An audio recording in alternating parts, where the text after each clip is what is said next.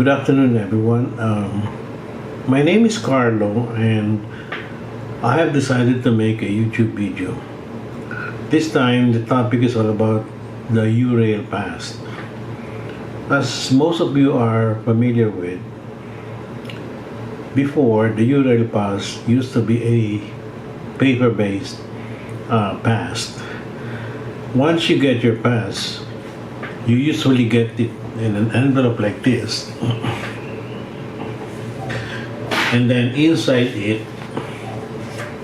is a map and a pass guide, and of course this portion, which is the most important, it's what you call the travel diary. Now, before, we are used to filling out this travel diary by indicating the date of your travel, the month, the time, from which destination you intend to make your first journey, and to the end destination of where you're going to.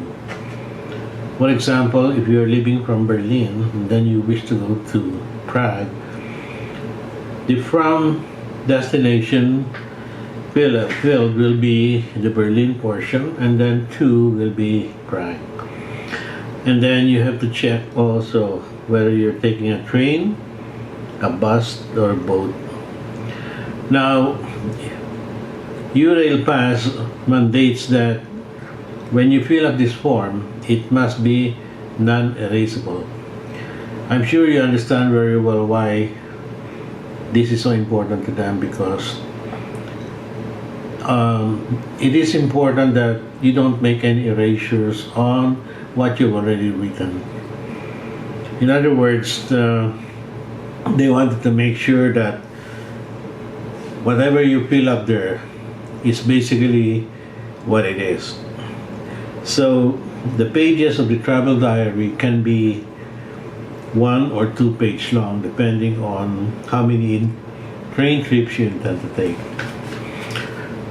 Now, my purpose for making this video is all about using the mobile digital pass of the Eurail.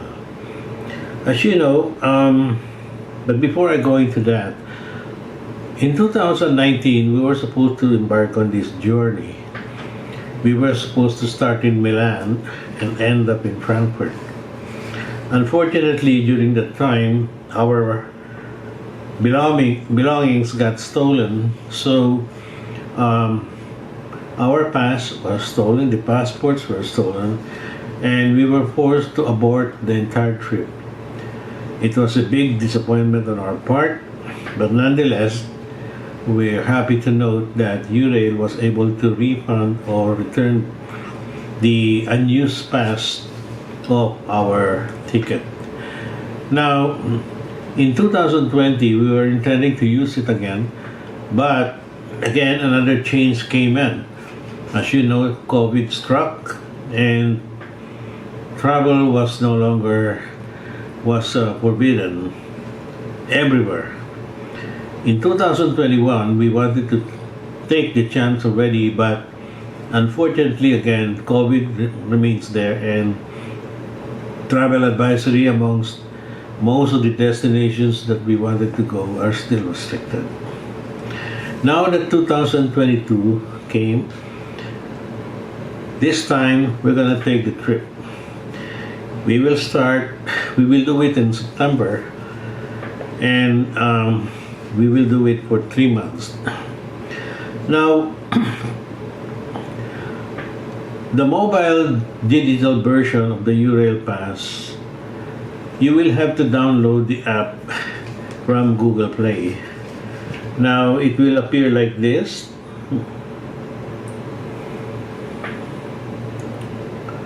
As you can see, that's the app itself. Once you tap that, the first page that's going to come out will be the planner app. It will show you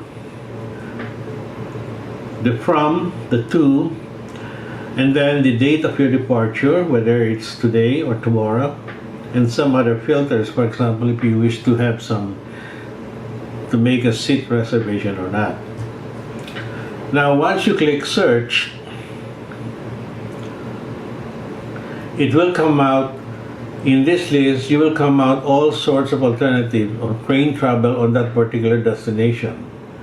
For example, if I type Frankfurt and then going to Cologne, and then the departure will be tomorrow, November 7, I will click done, and then I will search. So you will see that all the train schedules for tomorrow will appear. It's all up to you now which one you want to choose. You will see that in some portion there is what you call the X, meaning there is a transfer. In some train schedules there is no such thing. In other words, that train is direct. It's a direct train. Okay? So for example, I click this one. It will show you where I'm coming from, Frankfurt, ending in Cologne, taking the ICE, which is another term for Intercity Express, a German train. That is a high-speed train, if you see it, no? And then it will take me 1 hour and 5 minutes to reach. So if I take the train at 6:28 in the evening, I will arrive in Cologne at 7:33 in the evening. I will save that journey, and then I will have to click the main travel planner of me and my wife. So I will click this and this, then I will save to trips. Okay, so that's saved already. If I go back to the Rail Planner app and then I click My Trips, I will click my name, and then it will show you right here on November 7, the particular travel which I'm going to make, and then I will click this part, and then the tab below will appear Use Travel Day, meaning I will use this travel day, and then I will view that, and then on the lower portion in my past I will have this page. Below you can see the yellow tab, it says Show Ticket, and then of course I have my finger pattern to make sure that I'm the one, and this is the ticket itself. Now this is the most important thing in a Eurail Pass Digital version. Make sure you will end up with this QR code, because when the train inspector comes, this is what it's going to look for. He will scan this once he sees it, and then after that you click back, and then I will show him my wife's pass. Again, show ticket, and this will be my wife's pass. Okay, so let me summarize this to you right now. No,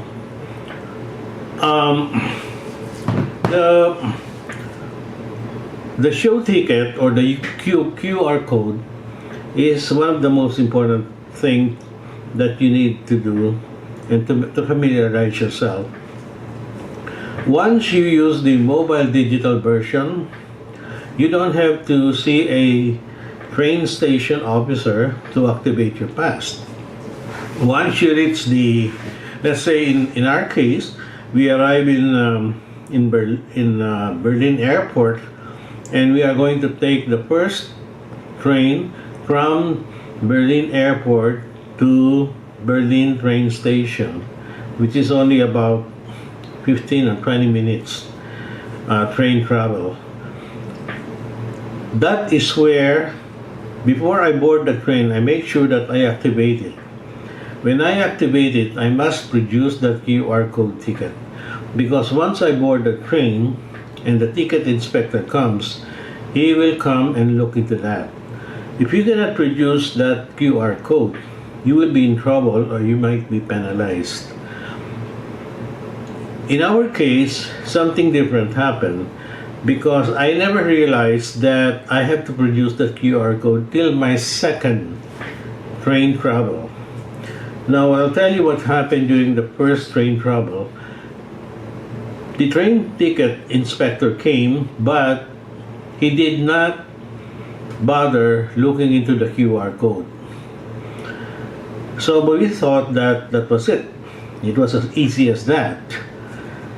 Come now our travel from Berlin to Prague. In that particular situation, everything turned out wild and different. I thought that just by showing my pass is enough. I have to produce the QR code. Now the QR code, that gave us some problem later on. Because when we were inside the coach, and here comes the train inspector, he wanted to see some sort of a QR or a show ticket form which he will scan. Unfortunately, we were not able to produce that QR code ticket. We had a hard time trying to produce it, and good thing some of my fellow passengers inside the coach were able to touch one of the icons, and boom, the QR ticket, the QR code ticket came up. So that is so important because you use that particular QR code ticket represents that particular train travel you're doing for that particular date and for that particular time and for that particular destination. Now, overall, I must say that the mobile, the digital version of the Eurail Pass is one of the most convenient way in order to plan your travel. You can easily navigate it. You can easily alter or change your itinerary. And it happened to us though. In one of the train travels, we went from Frankfurt to Heidelberg, Germany. Again, this is another hour train ride by a high speed. Originally, I was able to book a return train travel at 6 o'clock in the evening. But since at around 4 o'clock we were already done seeing Heidelberg, I decided to change the return to 5 o'clock. Good thing I was able to navigate it, and then at the same time I canceled the 6 o'clock train and activated the 5 o'clock train. And in so doing, in about 10 or 15 minutes, the train came, we boarded the train, and here we are back in Frankfurt. So, viewers, what I'm telling you is get used to the Rail Planner app. The paper-based pass is fine for those who are not comfortable using the Rail Planner app because it's understandable. It's due to the advent of technology. That's why a lot of apps are coming out in our smartphones. It monitors everything. Now, I'm sure a lot of the travelers are kind of iffy about using digital or apps in making their way through simply because they're not used to using the technology. Another thing is, of course, baby boomers, they're not so fun about keeping up with technology. That's why they'd rather use a paper-based pass. But mind you, there's a big advantage. Number one, in a paper-based pass, once you purchase the ticket, you will be asked when you will be traveling. For example, you intend to make a travel by next year, 2023, by May, and then you have to indicate that in your purchase agreement. The difference now in using a mobile digital version app is that it can be used anytime next year, starting at January up to November of next year. So it's up to you when you wish to go to Europe or when you wish to make your travel. Once you arrive at your destination, that's the only time that you need to activate it. So there's no point in worrying whether your ticket expired, because in a paper-based pass, usually they will ask for that. Another thing is, for example, you lost your phone or you happen to break your phone and your phone is no longer functioning, you can still recover your pass by getting in touch with customer service of Eurail and telling them your pass number, and then they will send it to you in your email. And of course, with your new phone and your new you will be able to receive your new unused pass and then activate it by downloading the Rail Planner app. So, friends, I wish that I was able to give you some highlights and some tips. There are certain things that I just wish to add in terms of using the Eurail Pass Digital version.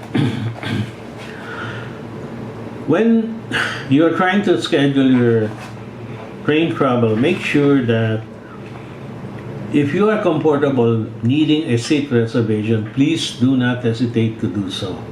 Especially when you're traveling with a family, with 2 children, or maybe you're traveling in a group. Let's say you are 3 couples. It's best that you buy a seat reservation even if it is not recommended. I'll share to you one of the experiences of not having a seat reservation. We were traveling from Vienna to Salzburg, which is about 3 hours. So there was no seat reservation required. So I trusted it. So we boarded the train. We sat in one of those seats that were not lighted, because you will be able to see once you start walking along the train, the coach inside. You'll see that before you take that seat, make sure that particular seat number is not lighted, because if it is lighted, that means there is a reservation in place. So we decided to take one of those 2 seats where the label does not show any light. So in short, we pretended that we were hoping that it's not reserved. So we sat on it, and then after about an hour or so of train travel, it reached a certain destination, and then all of a sudden there were a group of girls that came on board, around 6 of them, and then they were trying to make motions as though something's wrong here. So then one of the girls approached me and said, "I'm sorry, sir, but we have reserved this seat." So that means they bought a seat reservation for that particular journey, no? And we were forced to vacate the particular seat and look for another seat. That train was full at the time, and we were already in panic mode because our luggages were at the luggage rack. So what my wife did was to look for vacant seats. In other words, the previous passengers may have already gotten off the train. So, again, it's an advice that even if there is no seat reservation required, my advice is, especially if your train travel will take you about 2 to 3 hours or more, get a seat reservation. It will only cost you about 4 or 5 euro, depending on the length of the trip. Another thing that I can advise for those who are traveling, especially for seniors, is please, as much as possible, buy the first class ticket. Why? Because in the first class ticket, you can already plot your seat. Secondly, it's less noisy. You seldom hear people, talking out loud, because, in the second class cabin, most of these people are talking out loud, joking, drinking, and you hear children crying and all sorts of noise. Whereas in a first class coach, you don't usually experience that kind of inconvenience. Another thing is, before you embark on your journey, make sure that you know which part of Europe you intend to make your vacation. Europe, you can visit as much as 33 countries with the Eurail Pass. If you start at the northern part, for example in London, then you can plot your way. You fly into London, and then probably you end up finishing your trip somewhere in, for example, in Dublin, Ireland. If you're going to the central part or the upper part portion of Germany, there is, of course, Amsterdam, Brussels, or Berlin, or Paris, and then you make your way, making sure that in every destination that you wish to visit, at least spend an average of 3 nights or more, depending on, of course, on your schedule. The reason for this is that when you visit a certain country, this is usually our style. We don't go on those hop on, hop off bus tours. What we do is that we just take a map, we go to the train station, we ask for a 24, 48, or 72-hour pass. And then we plot the major destinations that the hop on, hop off bus will be going into, because most of these trains and subways and trams go to these destinations as well. Then another thing is, when you book a hotel, try to get a hotel which is about a kilometer distance from the train station. Use a medium-sized, high-quality travel bag, travel light, of course, because in some cases you will have a hard time trying to roll your bag, just like what happened to us in Prague. When we got out of the train station, good thing we were using a high quality roller bag, and it was able to withstand all the cobblestone streets of Prague. So again, there are so many other tips that I can share with you, but of course the most important thing is try to be comfortable using the Rail Planner app. It's the way to go. It's the best, and there's nothing to worry. There's no document to pull out from your travel bag and show to your ticket inspector. And it's very easy to navigate, and it's very easy to use. Should you change your travel itinerary, it's so easy to do it. Again, don't forget that when the train ticket inspector comes, just show than the QR code. Because mind you, if you don't know how to produce this QR code, they will not be able to help you. They themselves are not familiar with it. It's only you who should be familiar with it. So you have to figure it out, get used to it, and once you have done about 2 or 3 trips already and producing the QR code, everything is easy. So folks, I hope that I was able to help you in giving you some tips on how to use the Eurail Planner app. Again, get comfortable with it, and happy trip. In case you're ready to make your travel next year, be ready. There's no more travel restrictions going on. In some cases, masks are required, especially on certain countries, but in most cases they're not. Again, happy traveling, and thank you for watching. Bye now.